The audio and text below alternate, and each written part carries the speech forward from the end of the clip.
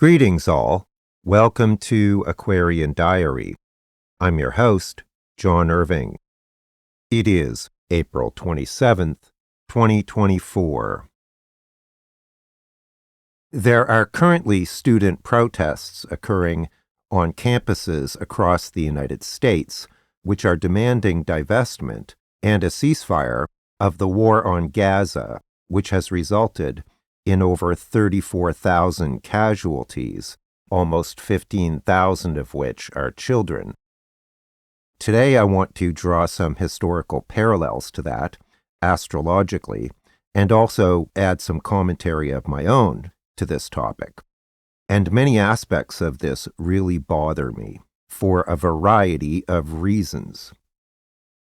Back on December 12th of 2023, I published an episode titled The Never-Ending Tragedy of Spineless Complicity, in which I articulated quite a few thoughts on this subject. So I'm not going to repeat all of those here again, because obviously that would be redundant. As usual, I will be linking related episodes and articles that I mention in the episode description. However, let me say this. None of us are perfect. We're all hypocritical to some extent. But there are degrees of hypocrisy.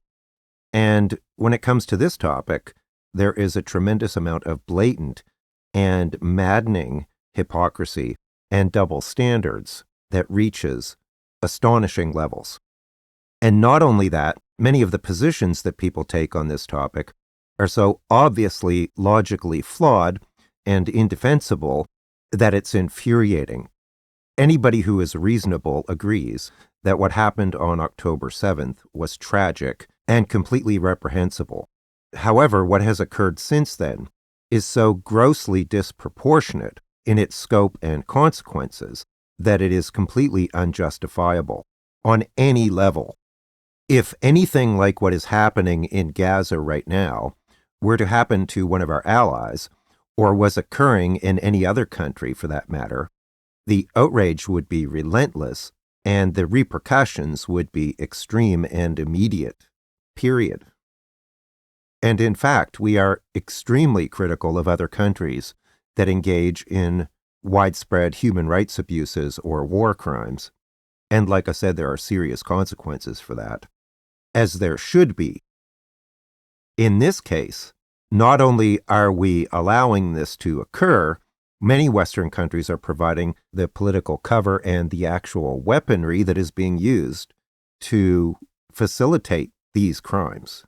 So it is entirely reasonable for us to be questioning this, if not being outraged about it.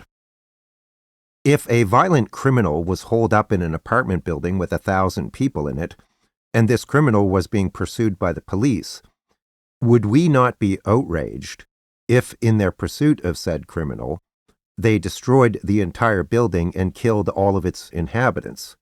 Of course we would, and it would never happen.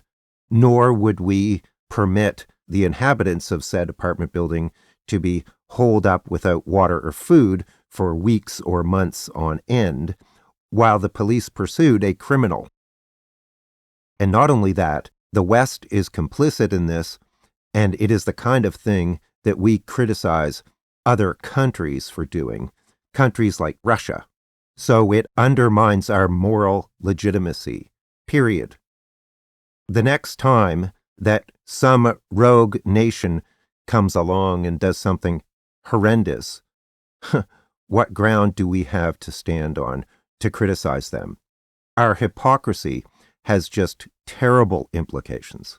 We basically just gave other countries a blank check to completely decimate and target civilian populations without any consequences. We're basically saying it's okay to do this because they're Palestinians, or they're not on our side, which anyone else can say as well. This did not need to happen this way, and there were many people within the Biden administration itself who found this completely unacceptable. The sheer stupidity of this is incomprehensible to me.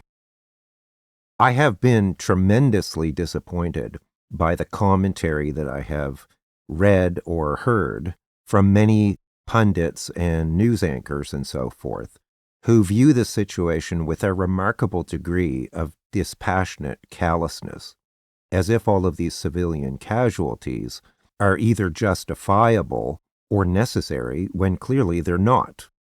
Anybody with direct personal experience with this conflict will be traumatized for the rest of their lives.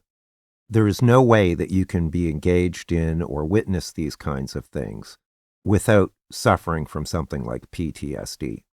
So it is going to affect generations of human beings.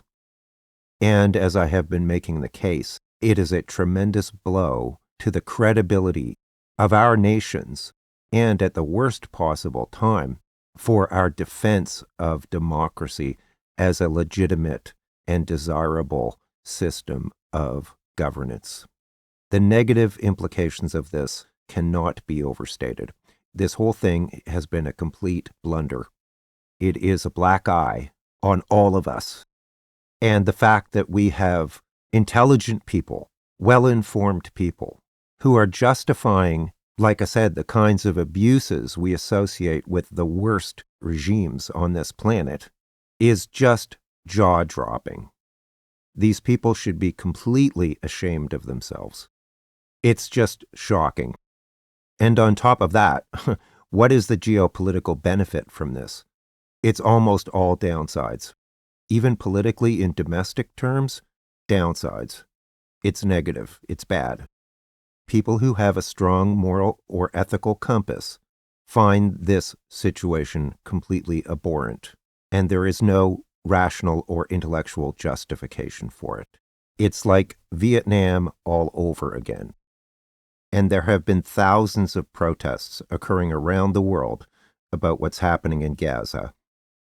Now we have students who are younger and by nature more idealistic and less cynical and jaded as they should be. We should be thrilled that they are engaged and concerned about these kinds of things. Now these students are finding the hypocrisy and moral and ethical failures of this intolerable, as they should. We should encourage and embrace that. Think about this: the Vietnam War, apartheid, Occupy Wall Street, Black Lives Matter, the war against Iraq, civil rights, women's liberation, the Me Too movement, slavery. If people hadn't stood up to those kinds of things on ethical grounds and done something about it, because the status quo would not have changed on its own, we'd still be living with kings, tyrants, and dictators governing every aspect of our lives.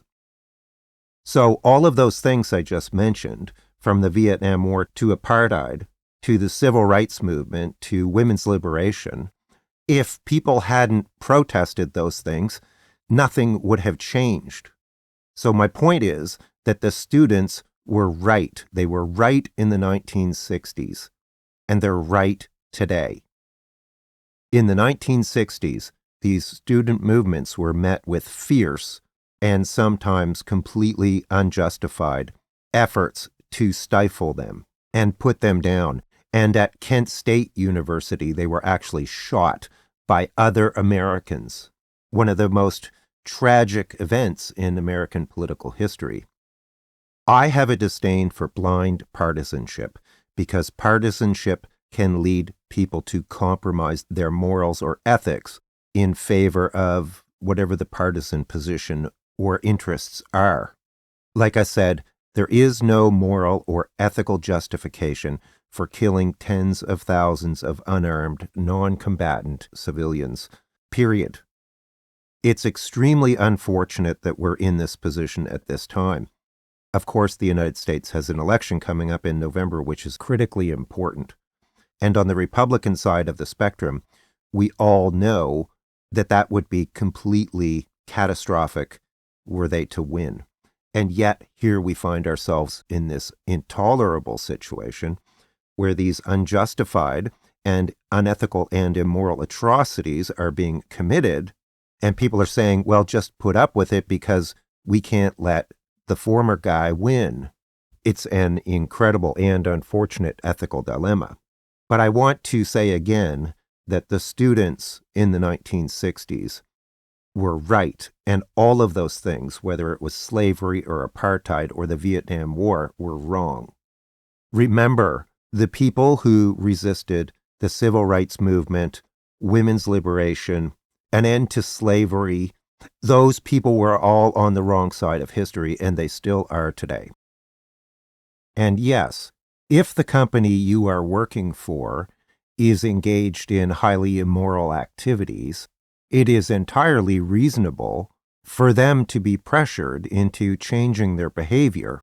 Failing that, people can quit working for those corporations and work somewhere else. Of course, many companies do not want this to occur because they do not want to be held accountable. But if more people did this, it would actually alter our world in really profound ways that would benefit everyone. So it is not unreasonable or illogical to try and alter their behavior if it's at all possible. Like I said, they don't want people to recognize that we have that kind of power, but we do. It's similar with divestment campaigns. Clearly, people who are against divestment are people who are doing things that other people find objectionable. If organizations are doing good work, they shouldn't be concerned about divestment campaigns. And for me personally, it has absolutely nothing to do with religion. You can go worship the Cookie Monster as far as I'm concerned, as long as you're not harming other people or trying to forcibly impose your chosen ideology on society. Yes, unfortunately, these kinds of protests are going to attract those who are bigoted or racially or religiously intolerant. They always do. And yes, those extremists, even if they are outside agitators and outliers, are going to be used to discredit and undermine this movement. That always happens as well. It is a well-known public relations tactic that was also commonly deployed in the 1960s. But don't forget, even members of the Jewish community, such as Jewish Voice for Peace, have been participating in these protests. Now, the other thing I wanted to do here was connect some dots with some astrology. In case you don't know, the eclipses that occur, and we have multiple eclipses every year, always occur in reasonably close proximity to the transiting north or south node. Usually it's within around 15 degrees. There's some parallels between 1968 and 2024. 1968 was a really big year for all kinds of reasons. The student protest movement really took hold. It was an election year, just like 2024. Richard Nixon would go on to win the election, but he had pledged to end the Vietnam War, which he did not do for years to come. And it was more recently revealed that he had actually scuttled peace talks to end the war. The Vietnam War could have ended much sooner than it did, but because Richard Nixon was campaigning on ending the war, he felt that if the war ended prematurely, it would undermine his campaign. And he would go on to win that election by just a mere 1% of the popular vote. So basically, he falsely promised that he would end the Vietnam War. And secondly, as tapes released in 2013 from the Lyndon Johnson administration, the prior president, revealed, Johnson felt that what Nixon did by scuttling the peace talks was treasonous. In terms of the astrology, there's a few parallels I want to point out. The North Node was transiting Aries between August of 1967 and April of 1969, and it started transiting Aries in July of 2023 and will do so through January of 2025. So the North Node was transiting Aries in both 1968 and 2024. Thus, eclipses were occurring in Aries and Libra in both 1968 and 2024. The United States has its Chiron at 20 degrees of Aries. And I did a whole episode talking about the United States secondary progressed new moon, which I will, of course, link in the description, where I talked about how the United States secondary progressed new moon was occurring conjunct its natal Chiron. Using a whole house system, the Chiron of the United States is in the fifth house. The fifth house governs children or the younger people of a nation. And it's in Aries, which is a fiery energy. So in 68 and 2024, North Node is in Aries, South Node is in Libra, eclipses are occurring in Aries and Libra. That's important.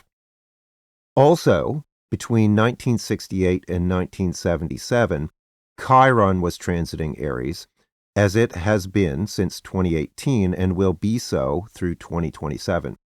So we have these eclipses occurring in the sign or opposite the sign of the United States natal Chiron, while Chiron itself is transiting Aries, and the U.S. is having its Chiron return. I find this absolutely fascinating. So I wanted to point that out, that there are pretty significant astrological parallels to what occurred or really started occurring in 1968 and 2024. Now, like I said, the student protests are occurring around the world now. I expect this to be a trend that will go on for some time. And again, because we have an election in the United States, a very important election in November, this is critically important. In 1968, at the Democratic Convention, the Democratic Convention was basically a gong show. It was also held in Chicago, as it will be this year. The demonstrators were trying to make a point at the convention and were met at times with very heavy-handed responses. And remember, these are Democrats. And this was being broadcast on the news every night. There was a lot of drama. And of course, the 1960s was marred by political assassinations, the Kennedys, and Martin Luther King being prominent examples. So it was very politically and socially charged. Even our modern-day environmental movement grew out of the anti-war movement of the 1960s. On April 24th, there was a piece published in the New York Times, which featured a discussion with columnist Nicholas Kristof titled Biden's Deep Miscalculation on Israel and Gaza, where he asks, "Where has our moral president gone?" And I'm going to quote from that. He states, "If you only care about human rights for one side in a conflict, then you don't actually care about human rights. And if you regard the deaths of children on one side of a conflict as a tragedy, as unacceptable, but deaths of children on the other side of the conflict as regrettable, then there is something profoundly wrong, not just with your geopolitics, but with your moral compass." End quote. On a side note, some people have commented that they can't find my videos, even when they literally search for them. I can't imagine why that would happen. So if you like my content, I encourage you to check my channel directly. That is youtube.com/Aquarian Diary, one word. Or I post my new episodes on Threads and on my Facebook page and eventually on my website when I get the transcripts done. So please do that, because my channel is kind of in an algorithmic Bermuda Triangle. For more detail, check the episode description for other episodes or articles that are related or that I mentioned. And if you're interested in a reading with me, I'll put a link to that as well. I have a 15% off special on currently. Many sincere thanks to everyone who supports me, especially my YouTube members. Thank you very much. Take care, all the best, and I'll talk to you again soon. Bye for now.